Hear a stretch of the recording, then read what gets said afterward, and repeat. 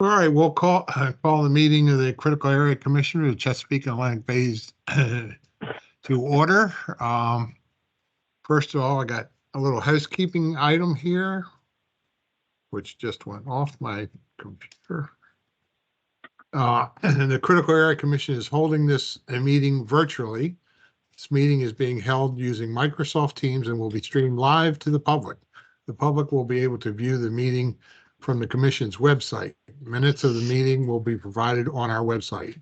All microphones will be muted. We ask that you hold your questions and comments until the end of each presentation. Please announce yourself by phone so we can identify you. If you are joining the meeting by phone, press *6 to unmute yourself.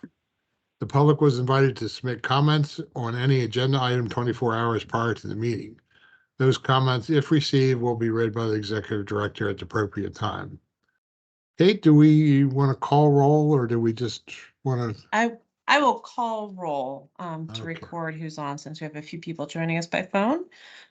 So present today is Commissioner Eames, Commissioner Ferguson, Commissioner Gerthofer, Commissioner Grant, Commissioner Hewitt, Commissioner Jacobs, Commissioner Laird, Commissioner Lewis, Commissioner Malkus, Commissioner Mangum, Commissioner Merrick, Commissioner Parker, Commissioner Herc Cornwell, Commissioner Hertz, Commissioner McCall, Commissioner Mulkey, and Commissioner Robertson. Is there any commissioner on who I missed?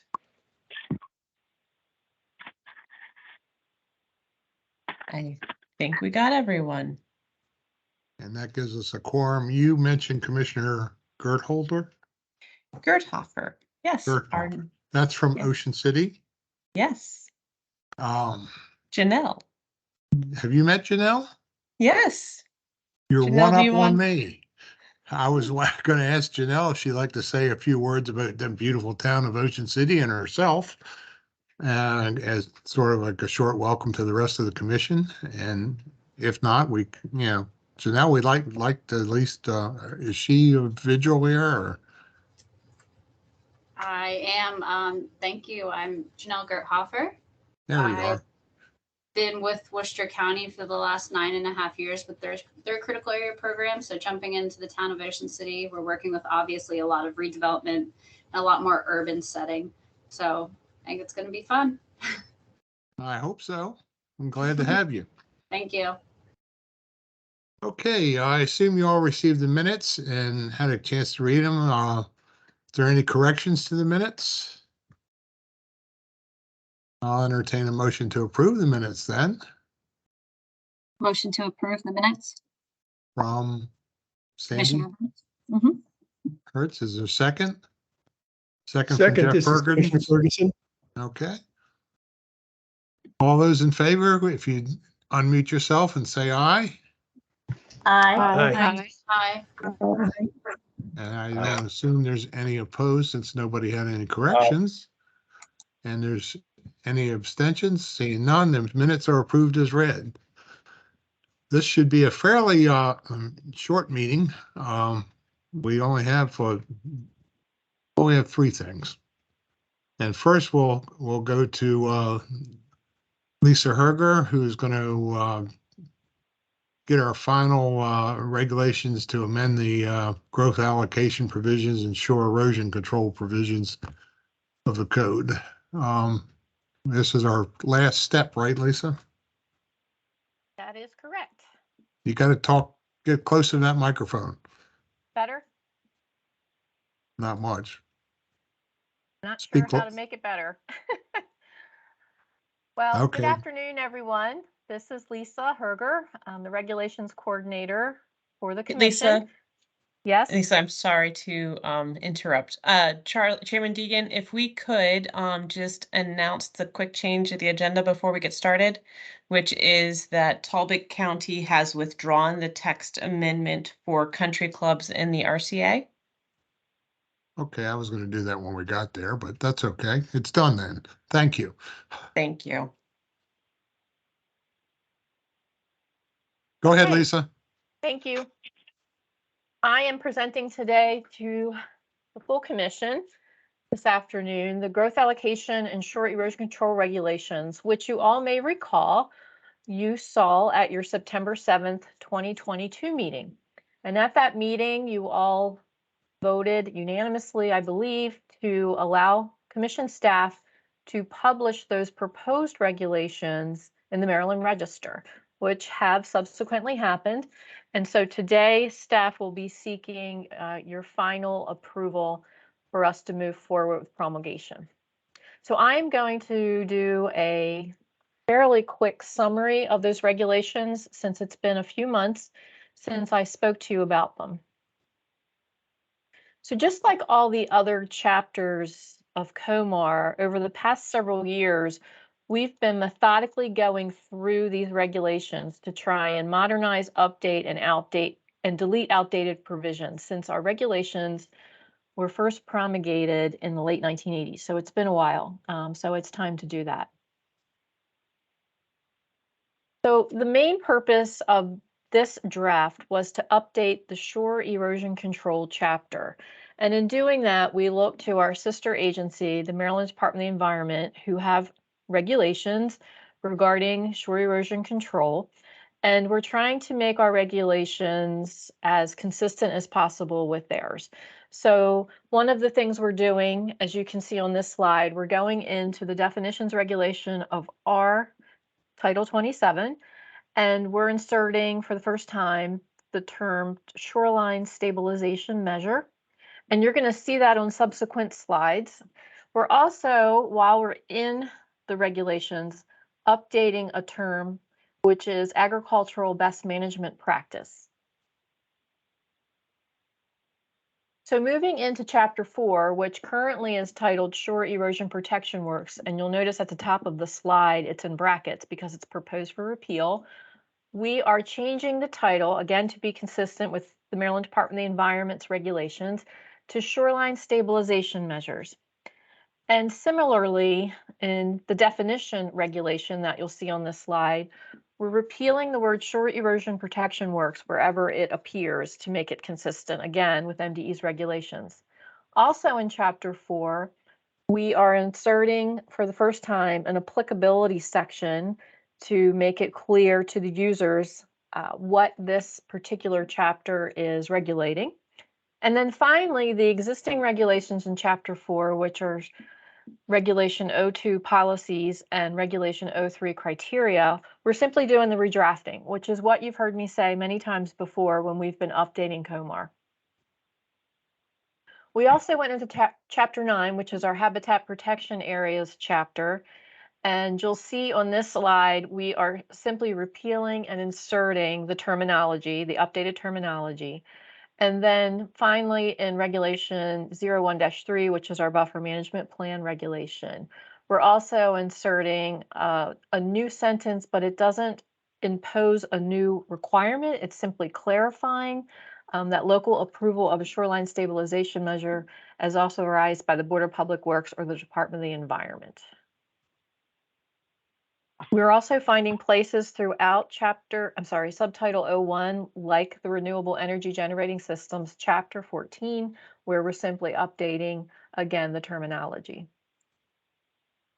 Moving into subtitle 02, we're doing the same thing as we've done in subtitle 01, where we're updating terminology, as you'll see on this slide. And then Chapter 5, when we get into our state agency actions on state-owned lands, Regulation 05 is the Shore Erosion Protection Works regulation. And again, we're changing that title to be consistent with the Maryland Department of the Environment's regulations to shoreline stabilization measures. And you'll see that we're doing the same thing. We're repealing and then we're inserting the new terminology. We're inserting a new applicability section and updating policies and criteria. Going back to subtitle 01, the development chapter, we are going into the growth allocation regulations and doing two things. One is we're doing a clarification about what buffer we want an applicant to show on their growth allocation applications by removing 100 foot, so that folks will not just show us the 100-foot buffer, but they'll also show us any applicable expanded buffers. The other thing that we're doing in this growth allocation regulation is we're adding clarification to the requirement that concerns how much growth allocation allotment a local government can use to convert from a resource conservation area to another critical area designations. And this was specifically done to clarify that small towns are allowed to use that provision. So the staff recommendation this afternoon will be to vote to approve the regulations as presented in the staff report and attachment. And now I'll turn it back over to Chairman Deegan. If there's any questions. Do we have any questions, Kate, Nick? Seeing none, we've been through this before. I guess one thing I'd like to say before we vote on this is I really want to thank the staff for all the time and effort they put in it. Lisa, obviously you could kind of lead this up, but a lot of you don't know, my predecessor, Margaret, has been coming in and working on this kind of stuff for the last 8 years. And I appreciate her, along with Gary Setzer, who used to represent the Department of Environment. So when you see them, give them a big thank you as well. On our staff, it's, you know, it's Kate and Lisa and Nick and Charlotte. And I guess a big thank you to Emily, who hasn't held up anything on us and made sure we were in good legal interpretation. So I just wanted to let everybody know that there's a lot of work that goes into this. And the good thing is we're not promulgating new regulations. We're just kind of making the existing ones a lot easier to understand for everybody that has to deal with this code. So with that, I'll entertain a motion to approve the regulations as final. Who wants to step up for that one? Chairman Deegan, this Yes. is Sue Greer. On behalf of the program subcommittee, I move to authorize the commission staff to publish the regulations as they appeared in the December 22nd, 2022 edition of the Maryland Register as final regulations in a future edition of the Maryland Register. Thank you. And a second by Commissioner Hewitt. Mr. Hewitt. Okay, all those in favor, please say aye. Aye. Do we have anybody opposed? Any abstentions? It carries unanimously. Thank you so much, and we'll look forward to seeing that in the Maryland Register. What's the date, Lisa? It's in the report there. We anticipate that it may appear in the February 24th edition. Yeah, okay. Next month. Or this, Yes. no, it's this month. Yes, this month. Yeah. Okay, we'll move on to the project subcommittee. And we have a presentation by Kate Durant. We're going to do a pathway through Somerset County. And you got to take a little sympathy for Kate. She's kind of been suffering with COVID and her voice is going out on us, but she's going to unmute herself and we're going to get going. Thank you, Chairman Deegan. I will do my best to speak up and speak clearly. Good afternoon. I am Kate Durant. I don't normally sound like this, as Chairman Deegan said, but I will do my best. So I will be presenting the Maryland 413 Multi-Use Path Project. Catherine Skeeter from Somerset County and Ankur Patel, the consultant for the project, are joining us for the meeting. Before I get started, I want to mention a few things. There was a small typo on the first page of my staff report. It originally said that this is the Maryland 413 multi-use train. It has been revised to say it is the Maryland 413 multi-use path. Also, there's an additional small revision that I will mention when I get to the mitigation section of the presentation, but the revised staff report has been uploaded to MS Teams.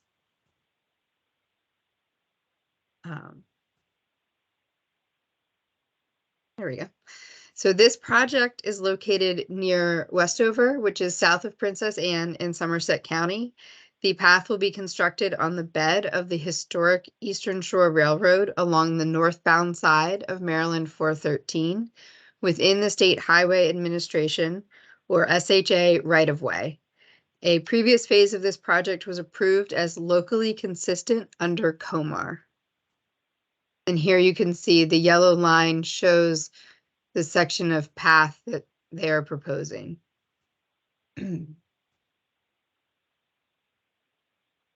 As you can see in this figure, part of the site is in the critical area and part of it is outside of the critical area.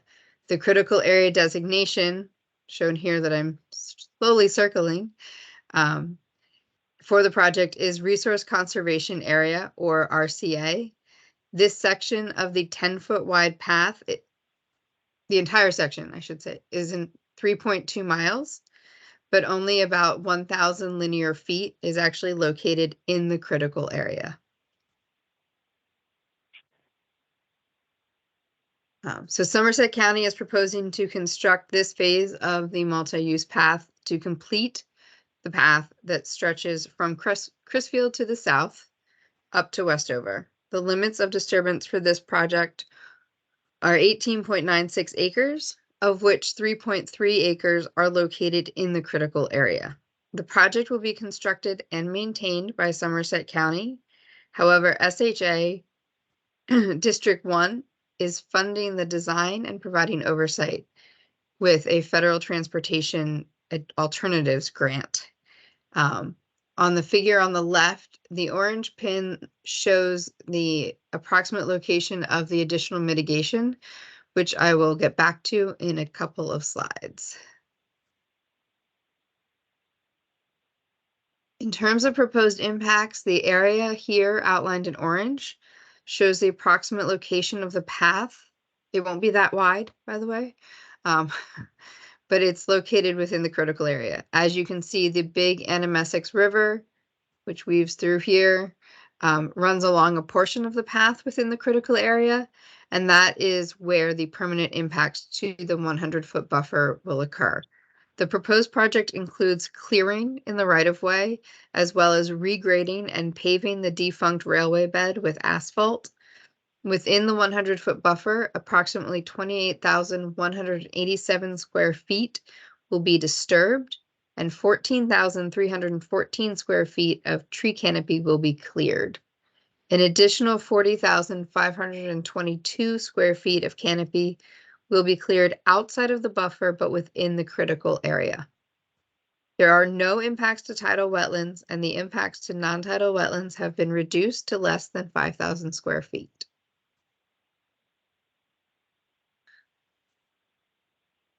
So here we see some figures about the mitigation. The required mitigation for the permanent buffer disturbance is 2-to-1, plus 1-to-1 for the area of canopy cleared, for a total of 70,688 square feet for buffer impacts. 1-to-1 mitigation is required for the area of canopy cleared outside of the buffer, but inside the critical area. The total mitigation required for the entire project is 111,210 square feet, or 2.55 acres. The proposed mitigation is 116,131 square feet, with 4,700 square feet of plantings on site in the 100-foot buffer, 49,408 square feet of plantings on site within the critical area, 12,800 square feet of plantings on site outside of the critical area along the rest of the path, and 49,223 square feet of plantings off-site within the critical area at the Board of Education campus, which is shown up here as this small orange square.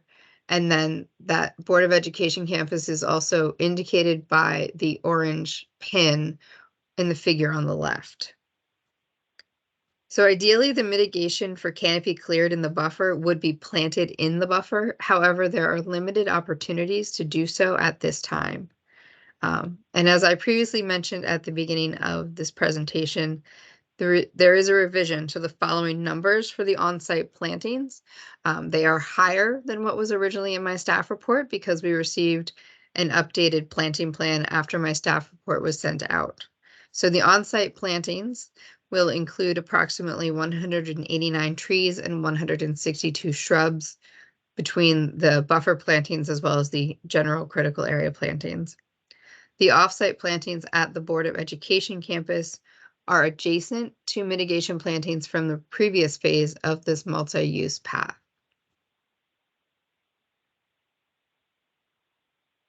In terms of other agencies, approval is pending from the Maryland Department of Environment, or MDE, and Somerset County for the Stormwater Management Plan and the Sediment and Erosion Control Plan.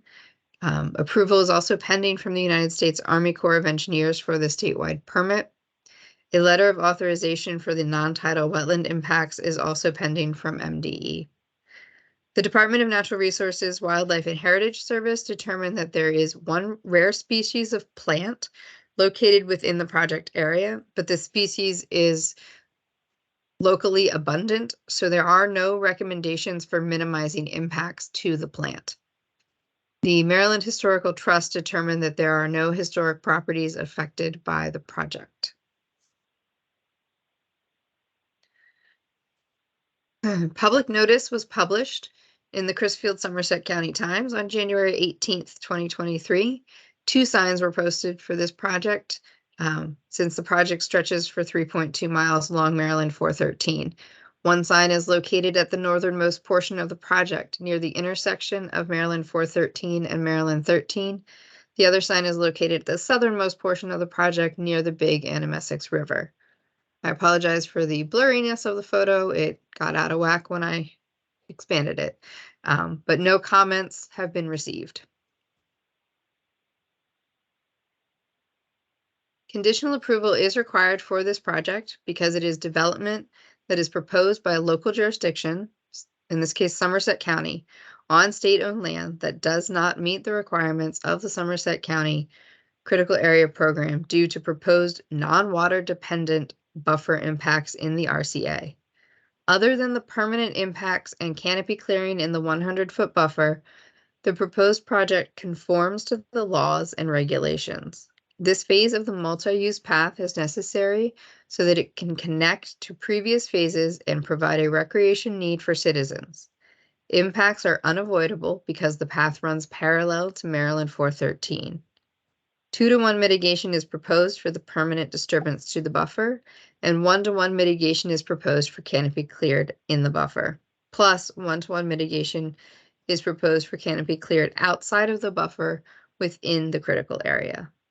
The proposed mitigation will be planted on-site and in the buffer to the extent practicable, and the additional mitigation plantings will be adjacent to mitigation plantings from previous phases of this project at the county's Board of Education campus and within the critical area. And here you can see what some of the completed path looks like in the southern section.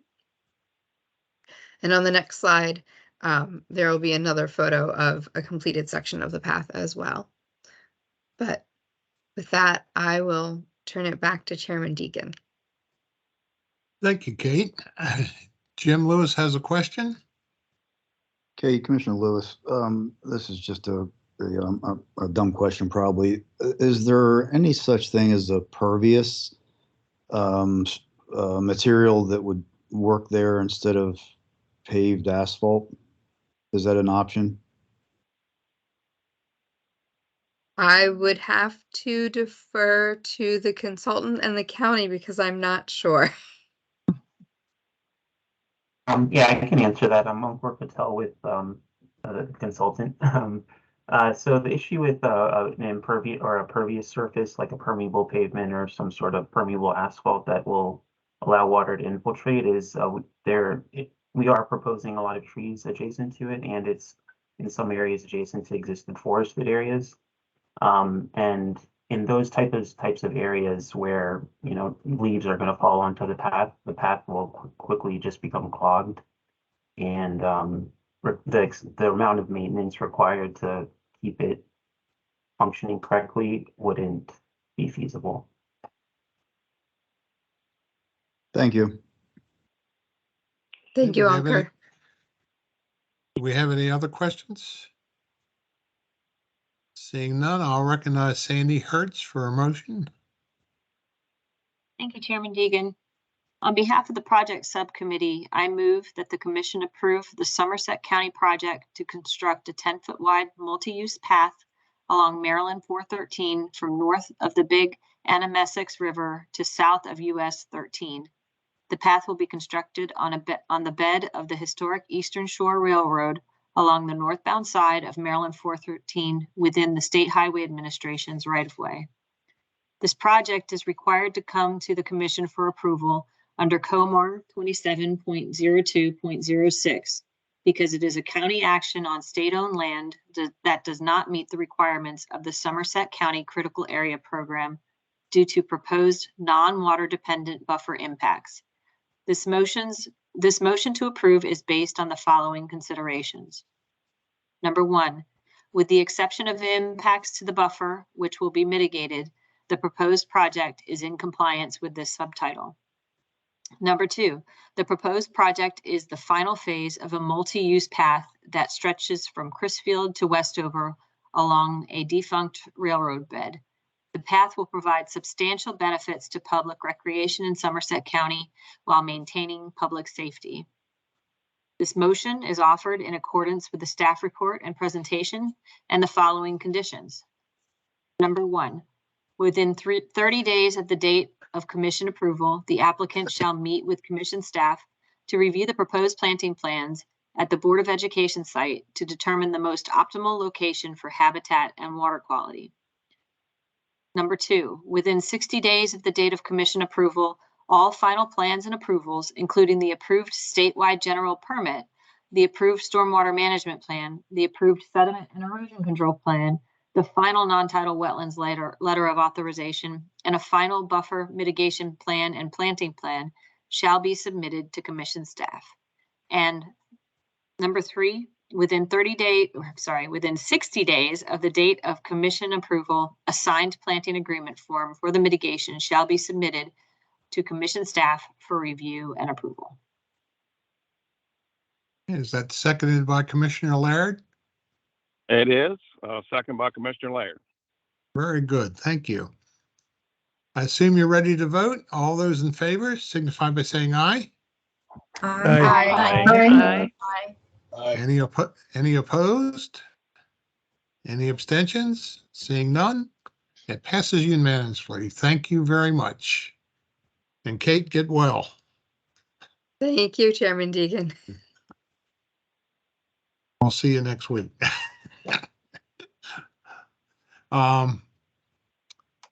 Next, we go to the program subcommittee, and we have one item on the agenda, which is Jennifer Esposito is going to present the text amendment. Jennifer, you ready? Ready. Good afternoon. Thank you, Chairman Deegan. When I am in presentation mode, I will not be able to see you. So just please let me know. Oh, I guess I should share first when it's up and running and that you can see it. Oh, what? While you're doing that, I should have mentioned Ren Suri is part of that group that helps on these regulations as well. So, and Ren and Margaret and Gary, they all work pretty cheap. They work for pizza and chocolate covered M&M peanuts. So, but They're easy. no, they're all, it's part of the critical area family, I guess. And it's just amazing that, they've devoted all their free time and stuff to do something. And, it takes a special person to have to read through that stuff. It's easier for me to provide the pizza. Okay, Jen, you ready? I think I'm ready. Can you see my presentation? Yes. Okay. So good afternoon. Again, I'm Jennifer Esposito. I'll be presenting a text amendment on behalf of Talbot County relating to non-conforming uses. But before I begin, I want to point out that we do have Brennan Tarleton, Talbot County Planning Director, is joining us today to help answer any specific questions that you may have. So under Talbot County Bill number 1525, an amend section of the county code relating to non-conforming uses. The overall intent of the text amendment is to allow for greater increase and expansion of non-conforming uses within structures than the current language allows. As you can see on the screen, if I can get my pointer, the normal text is existing language within the county code, and the bolded text is what is newly added under Bill 1525. The overall aim of this language is to provide greater flexibility for expansion of non-conforming uses housed within smaller structures. So for an example, an applicant can come in under the existing language and request an expansion of a non-conforming use within a structure. Let's say that structure is 1,000 square feet. They would be able to request up to 20%. And if granted, they would be able to expand that non-conforming use within the structure up to 200 square feet. And under the proposed language, they would be able to request 3,000 square feet of expansion. However, the expansion cannot exceed 100% of the gross floor area. So that same non-conforming use within a structure could expand up to 2,000 square feet. And with today's amendment, we are strictly dealing with the non-conforming uses section of the county code. And those uses are located in structures, but not to be confused with the non-conforming structure provisions that the county also has within the code. And to provide clarity on the distinction between the non-conforming use and non-conforming structures, I will provide a couple examples. An example of a non-conforming use can be an existing legally grandfathered commercial, institutional, or industrial use located in the resource conservation area, such as a restaurant located in the RCA that was constructed and operated before the enaction of the local critical area program. An example of a non-conforming structure could be a house that was constructed in the critical area and in its buffer before the local program enaction. And so while I'm providing the example of a use and structure specifically as it relates to critical area, I do want to point out that these provisions, or the non-conforming use provisions that you see here today, applies countywide and is not critical area specific. Talbot County Code provides that lawfully established non-conforming uses may continue, but the number and extent of non-conforming uses may be limited by prohibitions or restrictions on enlargement. And currently, any proposal to expand non-conforming uses is routed to the Talbot County Board of Appeals as a special exception. And those requests are submitted to commission staff for review and comment if it's located in the critical area. Under the Bill 1525, that process remains the same. It will go before the Board of Appeals as a special exception, and if in the critical area, will be routed to commission staff for review and comment, and all other critical area development standards such as lot coverage and clearing limits apply. And so while the provisions of the non-conforming use of the county and this text amendment applies countywide, commission staff is looking at this proposed amendment under the lens of expanding non-conforming uses within the RCA. There are several existing non-conforming uses within the county's Resource Conservation District, RCD, for short. It's the equivalent of our RCA. It is the RCA. And these uses comprise of corporate retreats, restaurants, inns, schools, just to name a few. And while the critical area law allows for some flexibility for expanding grandfathered non-conforming uses in the resource conservation area, critical area regulations place restrictions on allowable uses within the RCA as a way to help maintain the overall land use characteristics of that land use designation. So essentially, there is a fine line of providing some flexibility for allowance of expansion of existing legally non-conforming uses in the RCA, and when such expansions are considered inconsistent with the purposes, policies, and goals of the critical area and regulations, or that no longer maintain the overall land use characteristics of the RCA. A question and potential concern then arises when Bill 1525 is applied to grandfathered nonconforming uses in the Talbot County's Resource Conservation or RC District. As it appears that an applicant may request multiple expansions for the same nonconforming use so that the cumulative expansion of the use in the RCA would exceed 20% or 3,000 square feet over time. So for an example, let's take this restaurant that is a existing nonconforming use in the RCA. The owner would like to expand up to the maximum limit provided under Bill 1525, and then is granted that maximum limit. And 2 to 3 years, business is good, they want to expand some more, they come back and ask for additional requests. There appears to be no limitation on how much a nonconforming use can expand over time. And potentially another more realistic scenario and potentially more concerning for resource conservation area purposes is this is a corporate retreat use, a new property owner coming in, seeing the potential for a greater expansion than what would be generally allowed in the resource conservation area. And that could potentially be accommodated over multiple expansions over time. And at some point, that incremental expansion could become inconsistent with the land use characteristics, and such expansion would be more appropriately accommodated through the use of growth allocation, which is why we have the growth allocation process. So currently, Talbot County Code does address the cumulative result of nonconforming structure expansion within the critical area by placing a limit to the cumulative result of multiple expansions.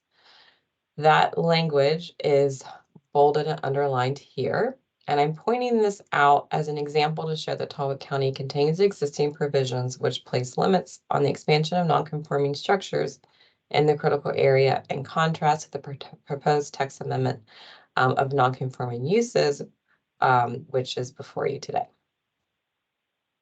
So commission staff recognizes the need to allow for some flexibility for expansion of existing nonconforming uses in the RCA, particularly when the aim of the text amendment is to provide more flexibility for expanding nonconforming uses located in smaller structures as a way to help businesses become relevant in the changing world and more economically viable. However, to help alleviate some of the concern or the potential allowance for cumulative expansions over time, commission staff has proposed an amendment to the text to help more narrowly tailor the provision for expansion within the resource conservation area. And the proposed text is what is bolded in red and circled on your screen. The proposed new text mimics county's limit of expansion of nonconforming structures and places a limit on the overall expansion of a site. This language, if this language were inserted into the code and an applicant was granted the expansion of a nonconforming use in the resource conservation area to the maximum limit set forth in the code, and then subsequently wanted to add more after the initial expansion, they would need to seek growth allocation to expand.